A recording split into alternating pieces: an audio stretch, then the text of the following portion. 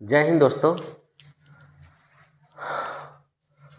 आज हम भारत में जितनी भी नदियाँ बहती हैं, हिमालय से जो भी नदियाँ बहती हैं तथा उनकी जो भी सहायक नदियाँ हैं, उन सब के बारे में टोटल एक ही वीडियो में चर्चा करेंगे। और जो भी इम्पोर्टेंट उससे संबंधित, जैसे कि कौन सा बांध किस नदी पे है, सबसे बड़ा बांध कहाँ पे है, कौन सा दर्रा कहाँ पे है, इससे संबंधित भी चीज़ों को हम लोग जानेंगे। और जो बहुत ही ज़्यादा इम्पोर्टेंट, बहुत ही ज़्यादा जो क्वेश्चन पूछता है उससे संबंधित हम लोग जानेंगे। और नदी के बारे में पूरा क्लियरली अच्छे से पढ़ेंगे, इसलिए वीडियो को अच्छे से आप लोग देखिएगा, बिल्कुल स्किप नहीं कीजिएगा। स्किप कीजिएगा तो आपको हो सकता है कि समझ में नहीं आए। आज हम लोग पढ़ेंगे गंगा तंत्र के बारे में, गंगा नदी तंत्र, ब्रह्मपुत्रा नदी तंत्र और सिंधु नदी तंत्र। इनकी जो सहायक नदियाँ हैं उसके बारे में हम लोग चर्चा करेंगे। तो चलिए समय को बर्बाद नहीं करते हुए शुरू करते हैं। सबसे पहले हम लोग जानेंगे कि गंगा नदी कहाँ से निकलती है, और गंगा नदी जहाँ से निकलती है उसका उद्गम स्थान कहाँ पे है। तो देखिए, उसके पहले आपको मैप आपको जानने की आवश्यकता है। जैसे कि मैप कौन सा राज्य कहाँ पे है इसके बारे में थोड़ा सा बता देता हूँ। देखिए, ये उत्तराखंड है, ये उत्तराखंड है जो मैं ग्रीन से कर रहा हूँ। ये उत्तराखंड है, ये उत्तराखंड है।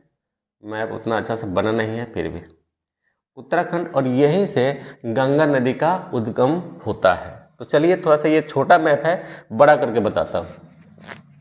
जैसे मान लो कि आपको इस तरह से ये है आपको, और इस प्रकार से ये आपको मान लीजिए उत्तराखंड है। उतना अच्छा से बना नहीं, फिर भी समझ लीजिए उत्तराखंड है, क्योंकि बड़ा दिखा रहा है। और यहाँ पे आपको यहाँ नीति दर्रा है। यहाँ विद्यार्थी क्या है, नीति दर्रा है। और यहीं पे बगल में इस साइड में मन्ना दर्रा है, मन्ना दर्रा। उत्तराखंड में नीति और मन्ना दर्रा है। नीति दर्रा के नीचे संतोपत है, यहीं पे आपको संतोपत है, संतोपत हिमनद है।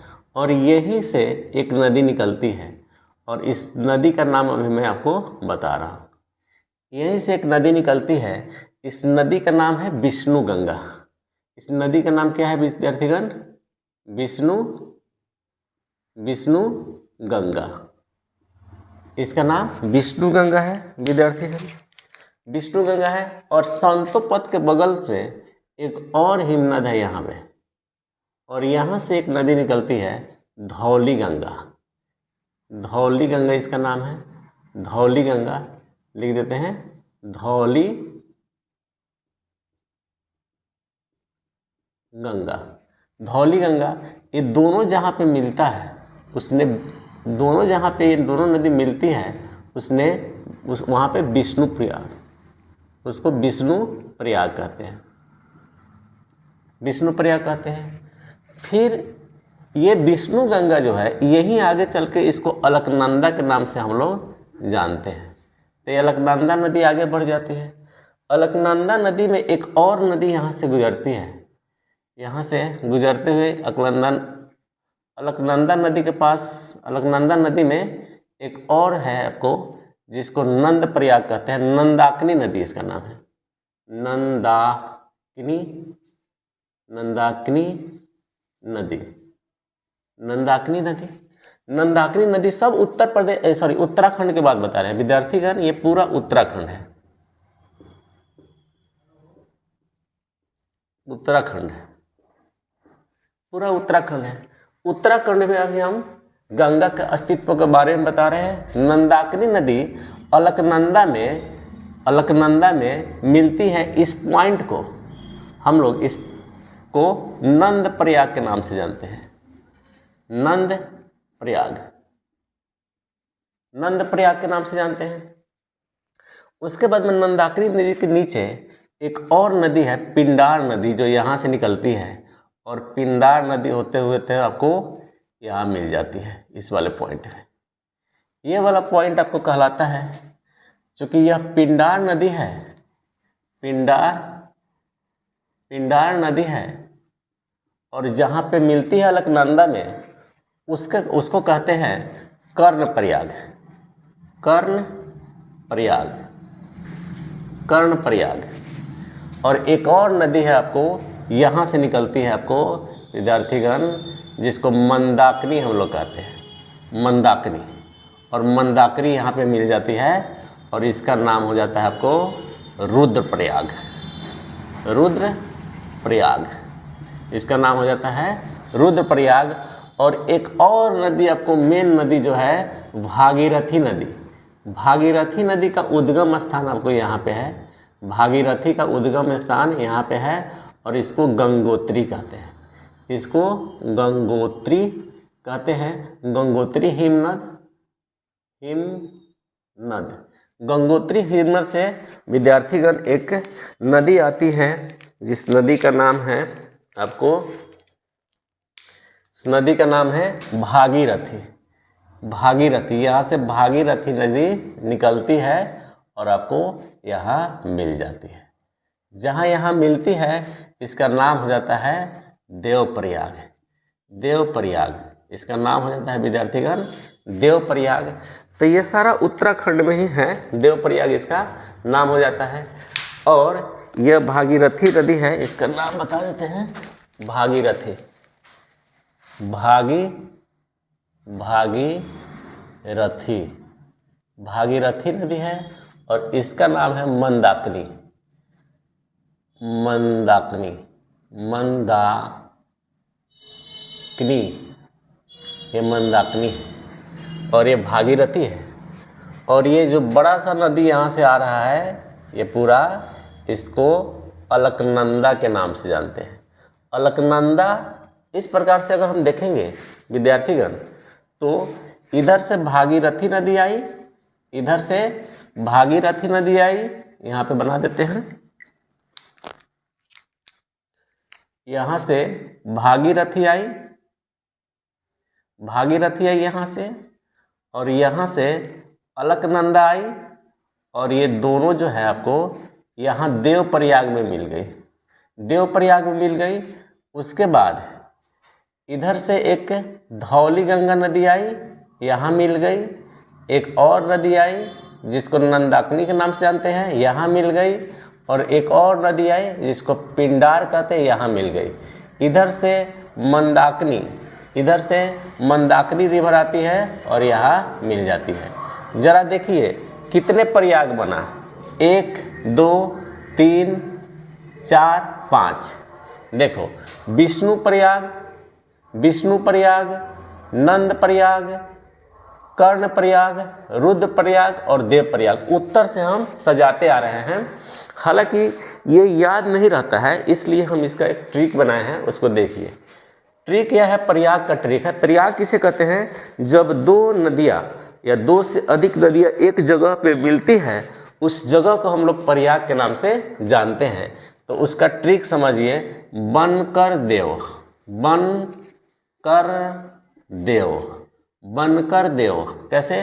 ब से देखिए विष्णु प्रयाग, ब से विष्णु प्रयाग,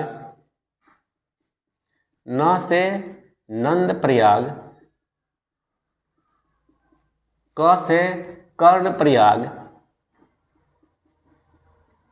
कर्ण प्रयाग तथा आर से र से रुद्र प्रयाग, रुद्र प्रयाग और देव से देव प्रयाग।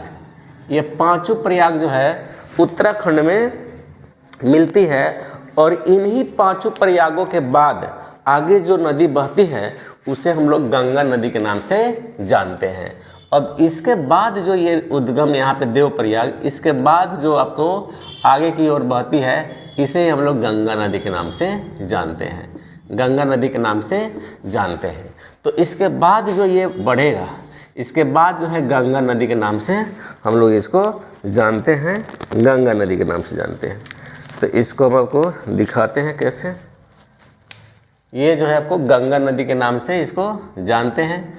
ऐसे आपको ऐसे होते हुए आपको यूपी में प्रवेश करती है। यूपी में प्रवेश करने के बाद में यह यूपी को, उत्तर प्रदेश को बीचों बीचों काटते हुए आपको ये कहाँ पहुँचती है, आपको बिहार में पहुँचती है। बिहार में पहुँचने के बाद में विद्यार्थीगण यह जो है आपको कहाँ पहुँचती है, झारखंड के पास, झारखंड में मिलती है और झारखंड में थोड़ा दूर के लिए बहती है। झारखंड से ये जो है फिर आपको पश्चिम बंगाल में इंटर करती है, उसके बाद में बांग्लादेश में इंटर कर जाती है, उसके बाद में बांग्लादेश में इंटर कर देती है। बांग्लादेश है, बांग्लादेश, ये ऊपर पूरा बांग्लादेश है, यहाँ नहीं लिखना चाहिए था, ये बांग्लादेश है, यहाँ पे लिख देते हैं बांग्लादेश। और ये बंगाल की खाड़ी है, बंगाल की खाड़ी, इसी में आके गंगा गिर जाती है। अभी मैंने बताया विद्यार्थीगण दो चीज़, एक तो गंगा नदी जो बहती है वो गंगा नदी कितने नदियों की संगम है वो मैंने बताया, तो वो सारा चीज़ बता दिया। उसके बाद में गंगा नदी उत्तर प्रदेश के आपको हरिद्वार के बाद से बहती है। उसके बाद यहाँ पे बिजनौर डिस्ट्रिक्ट है, यहाँ पे बिजनौर डिस्ट्रिक्ट है, इसी बिजनौर डिस्ट्रिक्ट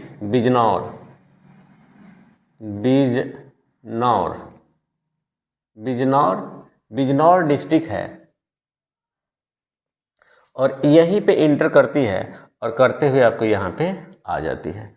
अब चलते हैं इसकी, अब देखिए गंगा नदी के बारे में मैंने बताया, अब जानेंगे गंगा नदी के जो सहयोगी नदी है, सहायक नदी है, उसके बारे में। चलिए शुरू करते हैं, ध्यान दीजिए।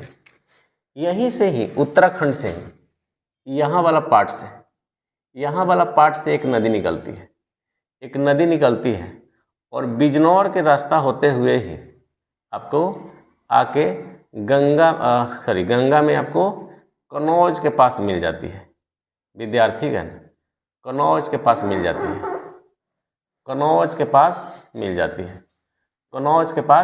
जाती है और इसका नाम हम लोग कन्नौज जगह लिख देते हैं,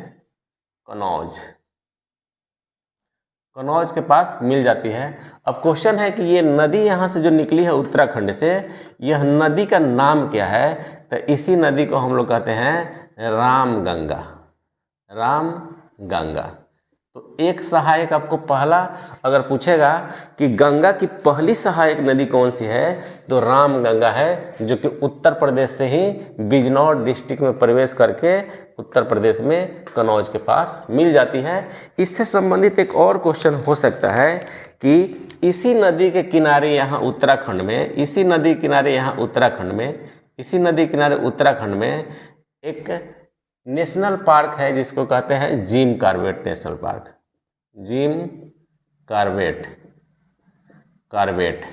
देखिए जिम कॉर्बेट से क्वेश्चन पूछता है कि पहला क्वेश्चन पूछता है कि यह किस राज्य में है, तो आपको दिख रहा है उत्तराखंड में है, और किस नदी के किनारे बस है तो आपको रामगंगा किसकी सहायक नदी है, आपको गंगा में कहाँ मिल जाती है, ये आपको उत्तर प्रदेश के कन्नौज जगह पे। अब चलते हैं हम लोग विद्यार्थीगण आगे, यमुना नदी के बारे में जानकारी प्राप्त करते हैं। चलिए यमुना के बारे में, यमुना नदी विद्यार्थीगण आपको यहाँ ध्यान दीजिए, ये वाला पार्ट, ये यमुना नदी यहाँ यमुनोत्री है, यहाँ पे यमुनोत्री है विद्यार्थीगण, इसको मैं लिख देता हूँ यहाँ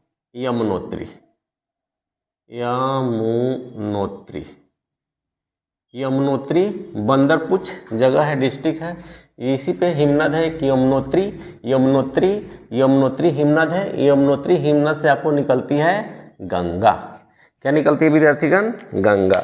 चलिए निकालते हैं हम लोग, ब्लैक कलर से निकालते हैं इसको। यहाँ पे देखिए, ये आपको पता है कि ये क्या है, ये HP है। HP बोले तो हिमाचल प्रदेश, और ये आपको पता है क्या है, बोलिए विद्यार्थीगण, ये आपको हरियाणा है, हरियाणा है, और ये पंजाब है, ये नीचे आएंगे तो राजस्थान, ये आपको गुजरात, और ये आपको महाराष्ट्र, महाराष्ट्र। अभी जिन राज्यों का नाम बता रहा हूँ उसको खाली याद कर लीजिएगा। और ये आपको एमपी, एमपी बोले तो मध्य प्रदेश, मध्य प्रदेश ये छोटा, छत्तीसगढ़ थोड़ा सा अच्छा नहीं बना है, ये झारखंड, झारखंड लिख देते हैं। और ये अपना बिहार, ये बिहार, और ये पूरा यूपी, यूपी लिख देते हैं साइड में कहीं, कहाँ लिखें, यहाँ लिख देते हैं यूपी। अब देखिए ये वेस्ट बंगाल, वेस्ट बंगाल, पश्चिम बंगाल। ये क्वेश्चन और पूछता है कि गंगा नदी कितने राज्यों से गुजरती है। तो गंगा नदी विद्यार्थीगण देख लो, उत्तराखंड, उत्तर प्रदेश, उत्तर प्रदेश, उत्तर प्रदेश के बाद बिहार, बिहार के बाद थोड़ा सा झारखंड, झारखंड के बाद में वेस्ट बंगाल, वेस्ट बंगाल के बाद में बांग्लादेश। हालांकि 1 2 3 4 5 राज्यों में यह बहती है। अब हम लोग निकाल रहे हैं यमुना जी। यमुना जी देखिए, यहाँ पे यमुनोत्री है, यहाँ पे गंगोत्री, सॉरी यहाँ पे गंगोत्री है, यहाँ पे यमुनोत्री है। यमुनोत्री से निकलेगी आपको ये थोड़ा सा आगे यहाँ बहते हुए यहाँ पे आती है। ये आपको हिमाचल प्रदेश और उत्तराखंड का सीमा बनाते हुए, हिमाचल प्रदेश और उत्तराखंड का सीमा बनाते हुए ये डायरेक्ट आपको यहाँ पे आ जाती है। हिमाचल प्रदेश और उत्तराखंड का, हिमाचल प्रदेश और उत्तराखंड का बनाते हुए, सीमा बनाते हुए आगे की तरफ बहती है और हरियाणा और उत्तर प्रदेश का सीमा बनाती है। हरियाणा और उत्तर प्रदेश का सीमा बनाते हुए दिल्ली से होकर गुजरती है, दिल्ली से होकर गुजरती है, दिल्ली से यमुना जी गुजरती है। दिल्ली से आगे गुजरने के बाद में ये आपको यहाँ पे आती है और फिर ये सीधे इसके पैरेलल, गंगा नदी के पैरेलल आती है, गंगा नदी के पैरेलल आती है और यहाँ पे प्रयागराज है, प्रयागराज में मिल जाती है विद्यार्थी का। ये प्रयागराज है, लिख देता हूँ मैं, प्रयागराज, ये प्रयागराज जगह है। यहाँ पे यमुना नदी मिल जाती है, ये यमुना नदी है, लिख देते हैं यमुना, यमुना नदी है। और ये गंगा नदी है, यमुना नदी है और ये गंगा, इसको भी लिख देते हैं क्योंकि प्रॉब्लम नहीं हो, गंगा, ठीक है, गंगा नदी। यस और नो। अब हम लोग थोड़ा यमुना नदी के बारे में डिटेल में जान लेते हैं। यमुना नदी की पहली सहायक नदी कौन सी है? तो यही बंदरपुर के आसपास से एक नदी निकलती है और जिसको टोंस के नाम से जानते हैं। और ये टोंस जो है आगे चलते हुए आपको यहाँ मिल जाती है, कहाँ के बॉर्डर पे? तो हरियाणा, एचपी और उत्तराखंड के बॉर्डर पे मिल जाती है। इस नदी को हम कहते हैं टोंस, टोंस, टोंस नदी। देखिए यहाँ से बंदरपुर, यहाँ पे बंदरपुर है, यमुनोत्री है, यमुनोत्री के बगले से ये निकलती है टोंस नदी और जाके यहाँ पे मिल जाती है, यानी कि बॉर्डर पे मिल जाती है। उत्तराखंड, हिमाचल प्रदेश और हरियाणा और गुजरात, सॉरी उत्तर प्रदेश के यहाँ बॉर्डर पे मिल जाती है टोंस नदी। तो टोंस नदी बता दिए। यमुना नदी की सबसे पहली जो सहायक नदी है वो आपको टोंस नदी है। यमुना नदी के बारे में आगे जानते हैं। उसके पहले कुछ नदी के नाम बताएंगे, जैसे चंबल नदी है, बेतवा नदी है, बनास नदी है। ये सब नदी यमुना नदी की क्या है? सहायक नदी है। सबसे पहले ये कहाँ से निकलती है? तो ये आपको मालवा के पठार, सॉरी विंध्य रेंज से निकलती है। और विंध्य, जैसे कि चंबल नदी है तो चंबल नदी, बेतवा नदी, केन नदी, ये विंध्य रेंज से निकलती है और विंध्य रेंज से निकलती है और जाके यमुना में मिल जाती है। अभी हम आपको समझना ये है कि विंध्य रेंज है कहाँ पे। और फिर बनास नदी जो है वो अरावली के रेंज से निकलती है। अरावली रेंज कहाँ पे है उसको हम फिगर के साथ समझाते हैं, समझिएगा। जैसे अगर हम विंध्य रेंज की बात करें तो विंध्य रेंज यहाँ से शुरू होता है, यानी ये मध्य प्रदेश है पूरा, ये पूरा मध्य प्रदेश है, मध्य प्रदेश से शुरू होती है और ये पूरा थोड़ा सा यूपी वाला पार्ट को, छत्तीसगढ़ का पार्ट थोड़ा सा ले लेती है। और ये जो है आपको पूरा, ये जो है पार्ट आपको, ये रेंज जो है विंध्य रेंज है। कौन सा है? विंध्य रेंज, लिख देते हैं Vindhya range, Vindhya range, okay. Vindhya range यह होता है, Vindhya range, okay. Vindhya range है, आपको विंध्याचल जिसे कहा जाता है, देखिए विंध्य रेंज पूरा आर पार करता है, यानी कि मध्य प्रदेश को 2 बराबर भागों में बांट भी देता है। अब उत्तर प्रदेश का कुछ पार्ट में है, थोड़ा सा छत्तीसगढ़ के पार्ट में है। अब ध्यान दीजिए, यहाँ पे एक जानापाव, यहाँ पे एक जानापाव पर्वत है, जानापाव पर्वत है, यहाँ पे एक जानापाव पर्वत है, जानापाव, जानापाव, जानापाव पर्वत है। यहीं से एक नदी निकलती है जिस नदी का नाम है आपको चंबल। चंबल नदी फेमस है इसलिए बता रहा हूँ। चंबल नदी जो है आपको उत्तर की तरफ बहते हुए, मध्य प्रदेश के उत्तर की तरफ बहते हुए आपको यहाँ एंटर करती है राजस्थान में। राजस्थान में एंटर करती है तो राजस्थान में एंटर करते समय मध्य प्रदेश में ही एक बांध है, मध्य प्रदेश में ही एक बांध है जिसे गांधी सागर बांध कहते हैं, Gandhi Sagar dam, GSD, Gandhi Sagar dam, GSD। Copy कलम निकाल के आप लोग लिख सकते हैं इसको नोट्स के रूप में, क्योंकि इसको लिखने में भी आपको टाइम लगेगा। तो GSD मतलब गांधी सागर डैम। उसके बाद में जैसे ही राजस्थान में प्रवेश करती है तो राजस्थान के शुरुआत में ही एक और डैम बना हुआ है जिसको हम लोग जानते हैं राणा प्रताप सागर, राणा प्रताप सागर डैम, राणा प्रताप सागर डैम। फिर आगे ये आपको चंबल नदी है, चंबल नदी आपको हम ले चल रहे हैं। चंबल नदी जो है आपको, चंबल नदी यहीं पे मिल जाती है, चंबल नदी यहाँ पे मिल जाती है। ये चंबल नदी है, लिख दे, चंबल नदी है, ये चंबल नदी है। 2 डैम हो गया, एक और डैम यहाँ पे थोड़ा सा बनता है और इसका नाम है जवाहर सागर, जवाहर सागर डैम। 3 डैम यहाँ पे बनती है मुख्य रूप से। और एक आगे यहीं पे चलेंगे तो यहीं पे कोटा है, क्या विद्यार्थीगण, कोटा है, इसको यहाँ पर कोटा, और कोटा पे ही कोटा बैराज है, कोटा बैराज है। तो चंबल नदी पे ये क्वेश्चन पूछा जाता है कि गांधी सागर परियोजना, गांधी सागर डैम किस राज्य में है, तो राज्य तो मध्य प्रदेश में है, किस नदी पे है तो चंबल नदी पे है। फिर आपको राणा प्रताप सागर डैम जो है किस नदी पे है तो चंबल पे, किस राज्य में है तो राजस्थान। फिर जवाहर सागर डैम कहाँ पे है तो राजस्थान में है, किस नदी पे है तो चंबल में। कोटा कहाँ पे है, कोटा के किनारे से, कोटा किस नदी के किनारे है तो आपको चंबल नदी के किनारे है। कोटा फेमस है इंजीनियरिंग सब पढ़ाई के लिए। आगे चलते हैं, और यह जो है आपको मिल जाती है यमुना में विद्यार्थी का, कहाँ मिल जाती है, यमुना में, यमुना में मिल जाती है। जगह बता देंगे, पहले आगे देख लेते हैं।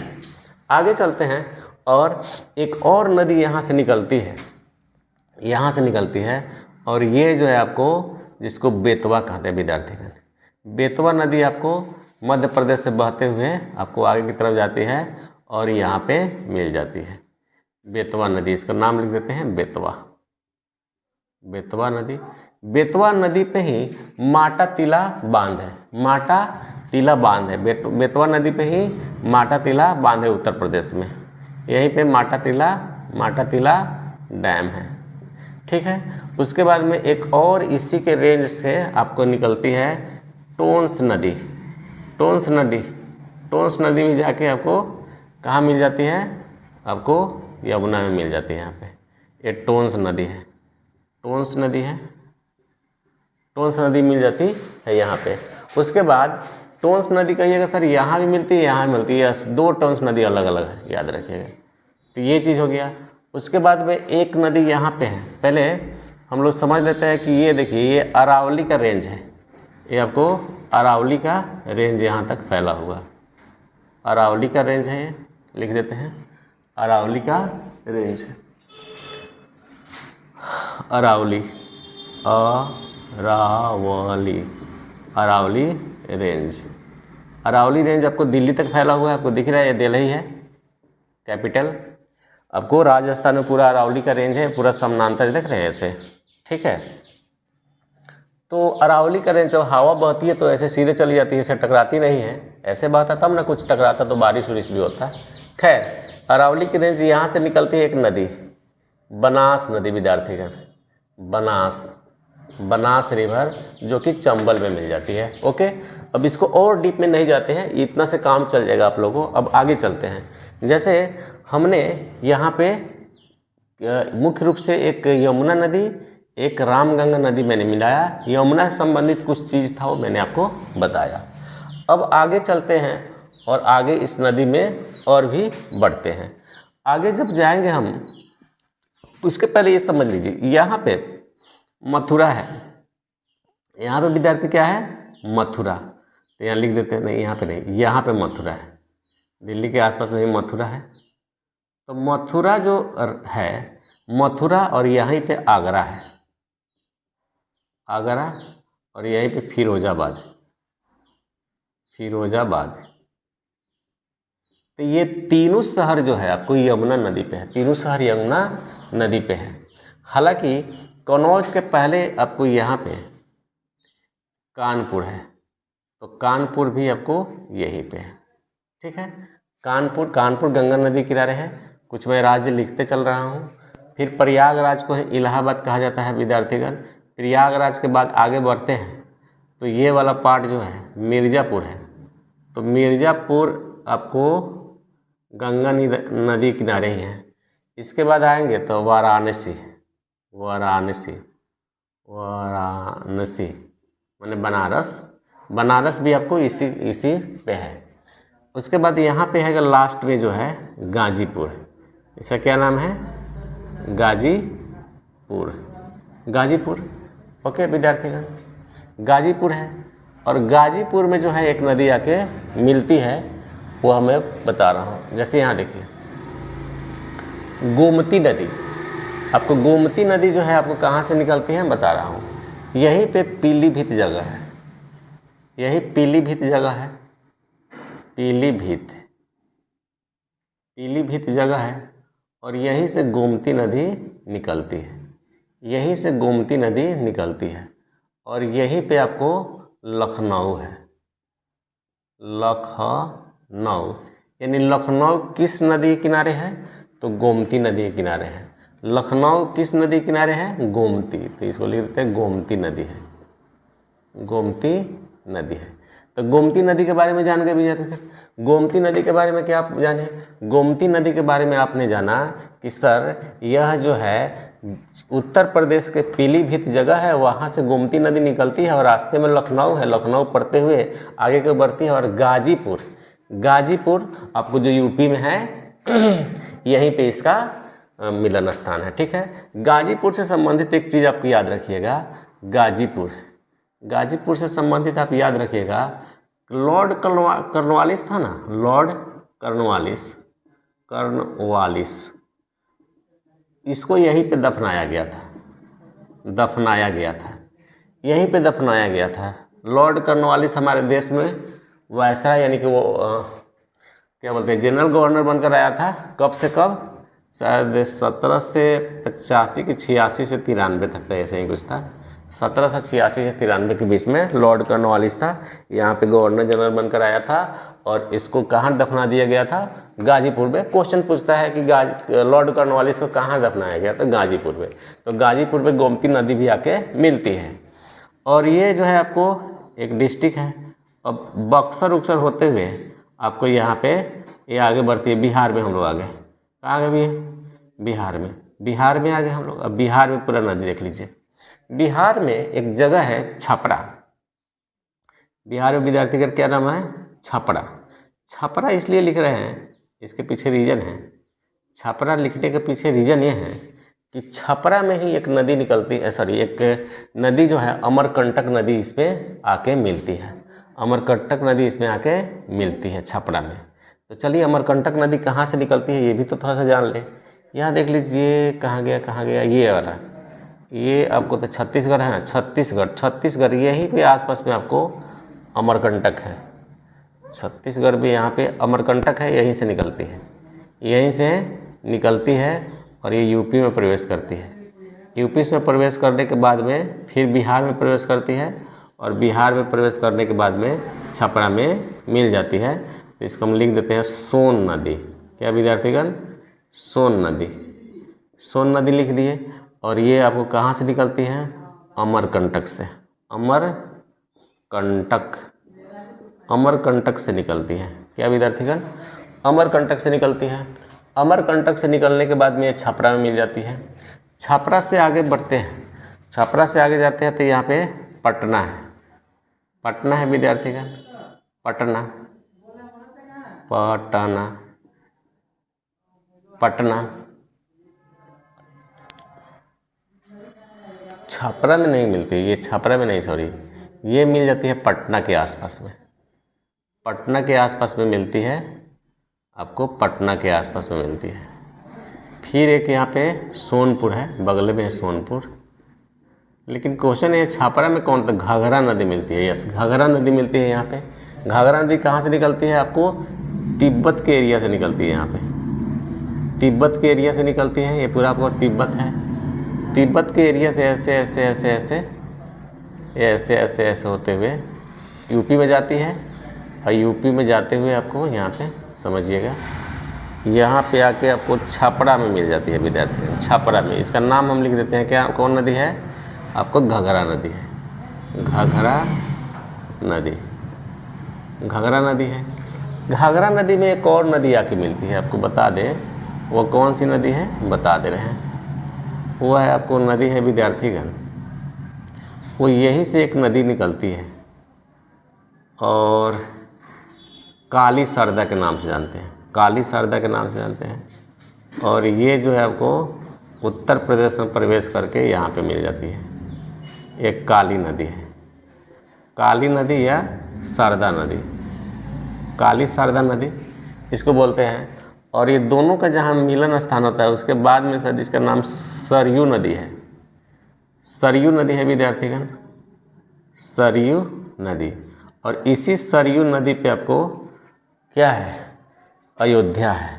तो यहाँ पे आपको अयोध्या है, अयोध्या, अयोध्या। पेन कॉपी निकाल के आप लोग बनाइएगा इसका नोट्स बढ़िया से, तब जाके समझ में आएगा। पटना में आपको हम मिला दिए सोन नदी को अमरकंटक से। एक सोन जो है आपको गंडक से निकलती है, गंडक से निकलती है, यहाँ नेपाल से, नेपाल से निकलती है। लगभग सोनपुर के आसपास में गंडक मिल जाती है। ये गंडक है, गंडक। और गंडक को नारायणी भी बोलते हैं, नारायणी, नारायणी नदी भी बोलते हैं। गंडक को नारायणी नदी भी बोलते हैं। आगे चलते हैं तो यही नेपाल से एक और नदी निकलती है, यही नेपाल से एक और नदी निकलती है जिसको हम लोग बोलते हैं कोसी नदी, बिहार का शोक, कोसी नदी। कोसी का यहाँ पे जो है 7 गो अलग अलग इसका स्ट्रीम है और इसलिए सब सप्त कोसी कहते हैं। कोसी नदी जो है आपको नेपाल से निकलती है और आके आपको कहाँ पे, आपको लगभग यहाँ पे आके मिल जाती है। उसका जगह का नाम क्या है अभी देख के बताते हैं। ये नदी मिलती है और इसको कुर्सेला बोलते हैं, जगह कुर्सेला। ओके, अब ये नदी झारखंड में बहती है, झारखंड में बहती है। आगे आके झारखंड में बहती है, झारखंड में बहती है। झारखंड से आपको आ जाती है कहाँ पे विद्यार्थीगण, पश्चिम बंगाल। पश्चिम बंगाल में समझना, यहाँ पे पश्चिम बंगाल में समझने वाली बात यह है कि यहाँ पे आपको ये वाला पार्ट जो है पूरा, ये आपको पश्चिम बंगाल का कौन सा एरिया है,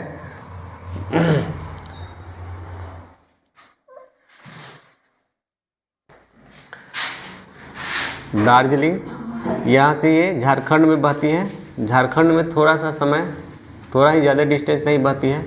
और झारखंड के बाद में ये एंटर करती है कहाँ पे, पश्चिम बंगाल। पश्चिम बंगाल ये वाला एरिया है पूरा, ये पूरा पश्चिम बंगाल है, देख रहे होंगे आप मैप में, पश्चिम बंगाल है। और पश्चिम बंगाल में एंटर करते आपको एक फराक्का बैराज, फराक्का जगह यहाँ पे लिख दे रहा हूँ, फराक्का, फराक्का, फराक्का बैराज है। और यहाँ पे नदी आके मिलती है, इसका नाम है महानंदा। ये आपको दार्जिलिंग है, दार्जिलिंग का नाम सुने होइएगा आप लोग, दार्जिलिंग। और दार्जिलिंग एक ग्लेशियर है, इसी ग्लेशियर से एक नदी निकलती है जिसका नाम है आपको महानंदा। महानंदा आके कहाँ मिलती है, गंगा में, फराक्का में मिलती है, फराक्का बैराज बनाती है और इस नदी का नाम है महानंदा। महानंदा और गंगा नदी की आखिरी सहायक नदी है महानंदा और ये महानंदा कहाँ मिलती है? फराक्का, और फराक्का बैराज बनाती है। यहीं से गंगा नदी दो धारों में बहने लगती है। एक धारा जो है आगे चली जाती है और एक धारा बिल्कुल दक्षिण की तरफ चली जाती है। दक्षिण की तरफ चल जाकर और बंगाल की खाड़ी में मिल जाती है। दक्षिण की तरफ जाकर और बंगाल की खाड़ी में मिल जाती है। और ये जो दक्षिण की तरफ जो धारा जाती है इसको हुगली नदी कहते हैं। हुगली नदी कहते हैं विद्यार्थीगण, हुगली नदी। तो हुगली नदी आपको महानंदा के मिलने से गंगा दो भागों में बढ़ जाती है, एक हुगली हो जाती है और एक गंगा हो जाती है। हालांकि यहाँ पे गंगा नदी को फिर जो है दूसरा नाम से जानते हैं भागीरथी। भागीरथी, यहाँ पे गंगा नदी को किस नाम से जानते हैं? भागीरथी। और ये भागीरथी आगे जाती है, आगे जाने के बाद में बांग्लादेश में प्रवेश करती है विद्यार्थीगण, बांग्लादेश में प्रवेश करती है। और बांग्लादेश में प्रवेश करने के बाद इसका नाम चेंज हो जाता है और इसको पद्मा बोलते हैं। इसका नाम पद्मा हो जाता है, इसका नाम पद्मा हो जाता है। और इधर से एक और नदी आती है ब्रह्मपुत्रा नदी। इधर से एक और नदी आती है ब्रह्मपुत्रा नदी, जिसको बांग्लादेश में जमुना के नाम से जानते हैं, जमुना के नाम से जानते हैं। और इधर से एक और नदी आती है इधर से विद्यार्थीगण, इसका नाम है मेघना नदी। ये तीन अलग अलग नदी है। मेघना, जब मेघना, जमुना, पद्मा एक साथ मिलती है उसके बाद वाला जो धारा होता है उस धारा को मेघना कहते हैं, उस धारा को मेघना कहते हैं। और गंगा नदी जो यहाँ से निकली हुई है, यहाँ पे अंतिम समय में इसका नाम मेघना हो जाता है और मेघना के नाम से ही बंगाल की खाड़ी में गिर जाती है। इस प्रकार से पूरा गंगा मैंने आपको बता दिया कैसे कैसे निकलती है, कहाँ पे क्या क्या होता है, A to Z सारा मैप के साथ। जैसा कि अभी हमने बताया गंगा नदी के बारे में A to Z, गंगा नदी कंप्लीट हो गया आपका गंगा नदी तंत्र। अभी हम लोग जानेंगे ब्रह्मपुत्रा नदी के बारे में। ब्रह्मपुत्रा नदी से संबंधित कहाँ से इसका उद्गम स्थान है और किन किन रास्तों से जाकर किस किस राज्य में कैसे जाकर मिलती है और कौन सी नदी दाएं से मिलती है तथा कौन सी नदी बाएं से मिलती है, इसके बारे में हम लोग डिटेल पढ़ेंगे, क्योंकि इसी तरह का क्वेश्चन हर कंपटीशन में आता है। तो चलिए शुरू करते हैं। अब हम लोग जानेंगे विद्यार्थीगण कि गंगा नदी तो पूरा मैंने कंप्लीट बता दिया यहाँ पे। अब हम लोग जानेंगे कि ब्रह्मपुत्रा नदी कहाँ से निकलती है। तो देखिए, आप लोग नाम सुने हो, ये कैलाश पर्वत है, ये यहाँ पे मैं बता रहा हूँ। देखिए ये उत्तराखंड है। उत्तराखंड से अगर 300 से 400 किलोमीटर आप पैदल जाइएगा तो आपको एक, हालांकि इधर तो पूरा क्या है, पहाड़ी है, उसमें एक कैलाश पर्वत होगा। नाम सुने हुए कैलाश पर्वत, कैलाश पर्वत, कैलाश पर्वत, कैलाश पर्वत। कैलाश पर्वत के बगल में ही एक सरोवर है। कैलाश पर्वत के बगल में एक सरोवर है जिसको हम लोग जानते हैं मानसरोवर।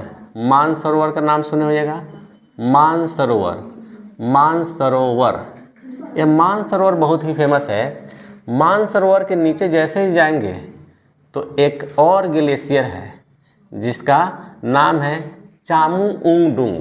चामू चामू चामू चामुयुंगडुंग। थोड़ा नाम अजीब है लेकिन याद तो करना ही पड़ेगा, चामुयुंगडुंग।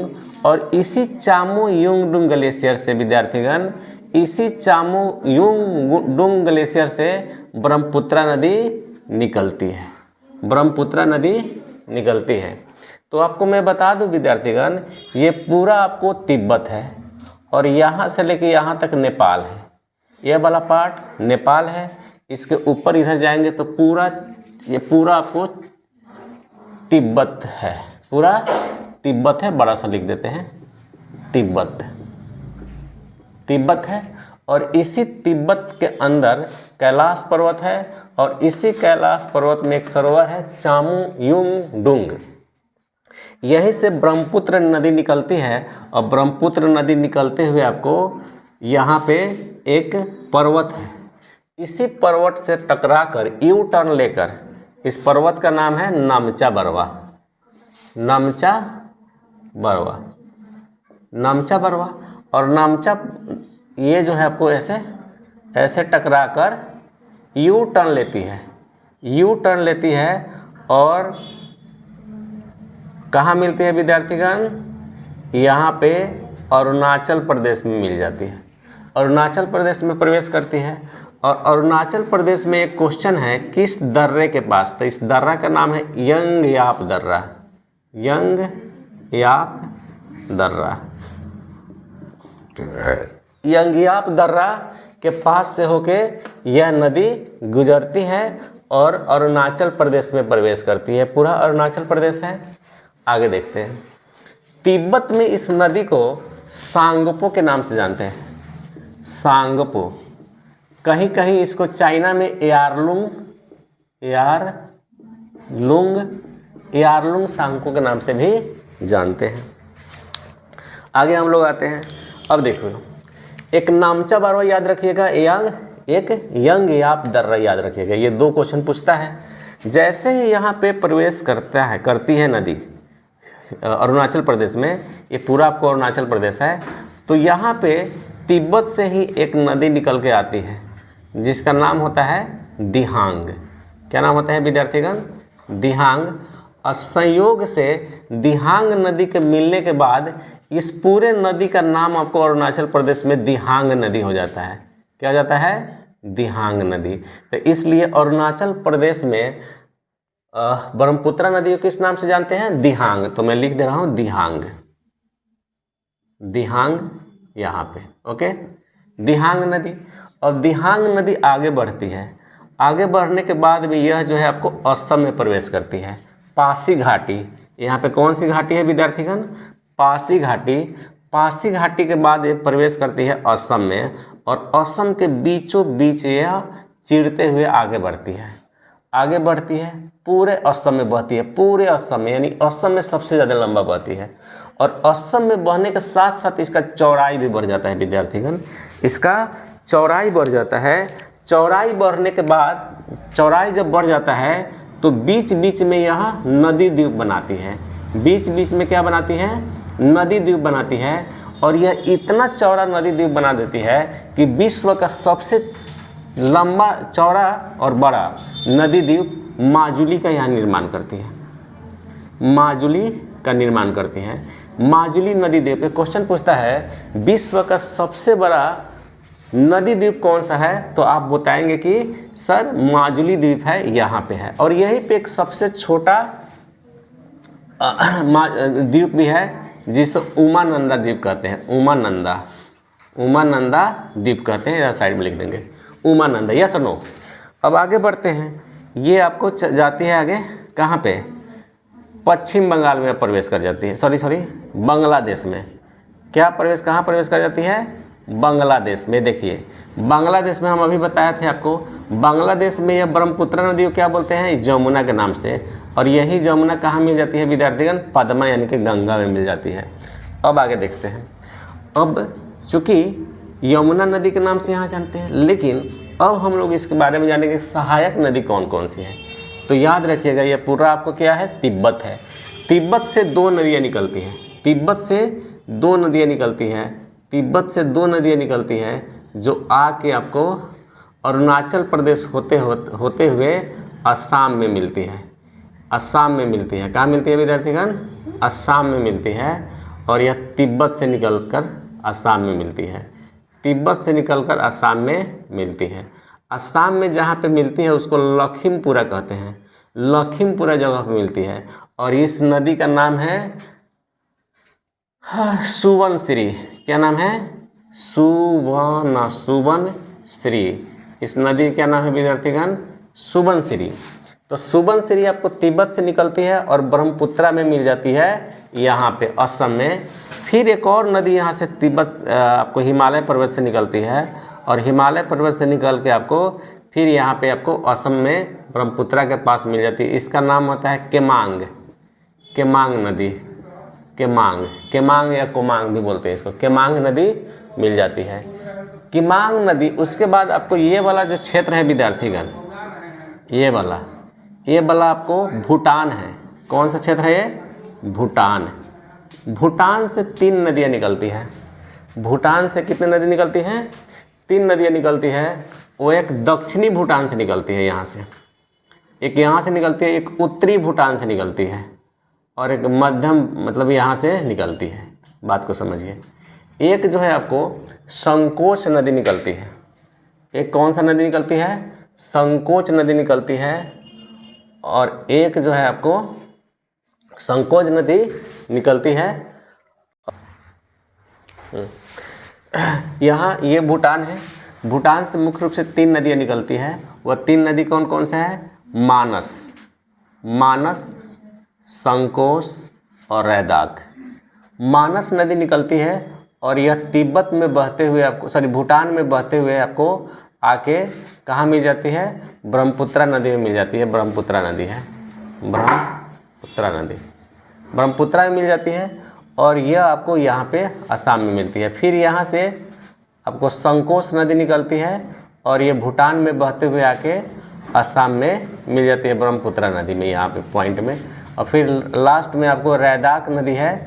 रैदाक नदी निकल के ये भी आपको यहाँ पे मिल जाती है। तो ऊपर से 3 नदियाँ जो है भूटान से निकलती है, जो आपको कहाँ पे? ब्रह्मपुत्रा में मिल जाती है। एक अंतिम नदी यहाँ देख लेते हैं। अंतिम नदी जो बहुत ही इम्पोर्टेंट नदी है, और ये लामो ग्लेशियर है, हिमनद है, हिमनद है। यहीं से आपको निकलती है एक नदी जिसको तीस्ता नदी के हम लोग जानते हैं। इसका क्या नाम है विद्यार्थीगण? तीस्ता नदी। और तीस्ता नदी जो है आपको पश्चिम बंगाल में होते हुए, पश्चिम बंगाल से होते हुए आपको जाके मिल जाती है ब्रह्मपुत्रा में, जाके ब्रह्मपुत्रा में यहाँ पे मिल जाती है तीस्ता नदी। इस प्रकार से तीस्ता नदी के मिलने के बाद इसका नाम जमुना पड़ता है बांग्लादेश में, और जमुना नदी जो है आपको गंगा नदी में मिल जाती है। उसके बाद में एक नीचे से जो कौन कौन नदी है उसके बारे में जानते हैं। एक तिब्बत से, यहाँ पे तिब्बत वाला पार्ट से एक नदी निकलती है जो कि अरुणाचल प्रदेश से होते हुए असम में जाती है, असम में प्रवेश करती है। अरुणाचल प्रदेश से होते हुए आपको असम में प्रवेश करती है। असम के शुरुआती पार्ट में ही आपको मिल जाती है, जिससे यहाँ पे सादिया जगह है, सादिया जगह है। इसी सादिया जगह पे मिलती है ये कौन सी नदी है? बराक नदी आपको सादिया में मिल जाती है, यानी ब्रह्मपुत्रा में सादिया जगह है असम में, वहीं मिल जाती है। और बराक नदी पर ही भारत का सबसे लंबा पुल बना हुआ है। भारत का सबसे लंबा पुल बना हुआ है।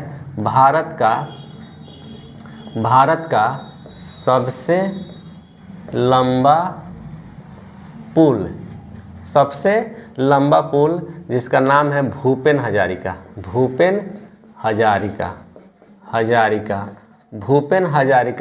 पुल, जिसकी लंबाई है 9.15 किलोमीटर, लगभग 9.25 किलोमीटर इसकी लंबाई है। इससे पहले पटना का जो गांधी सेतु था उसका लंबाई था लगभग पौने 5 किलोमीटर। अब हो गया भूपेन हजारिका पुल, यस और नो। उसके बाद ये बराक नदी हो गया। एक और नदी इम्पोर्टेंट है, बराक नदी नहीं सॉरी, इसका नाम लोहित नदी है। एक बराक नदी यहाँ पे देखिए, ये आपको अरुणाचल प्रदेश, ये नागालैंड है,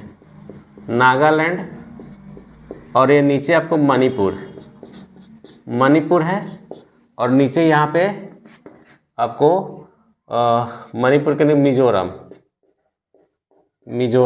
मिजोरम है। उसके बाद में ये त्रिपुरा। ध्यान दीजिए, नागालैंड और मणिपुर के सीमा पे एक ग्लेशियर है, यहाँ से एक नदी निकलती है, यू टर्न लेती है, और यू टर्न यहाँ पे नहीं लेती है, यहाँ से यह क्या बनाती है, यहाँ से यह मणिपुर और असम का बॉर्डर बनाते हुए असम में मिल जाती है।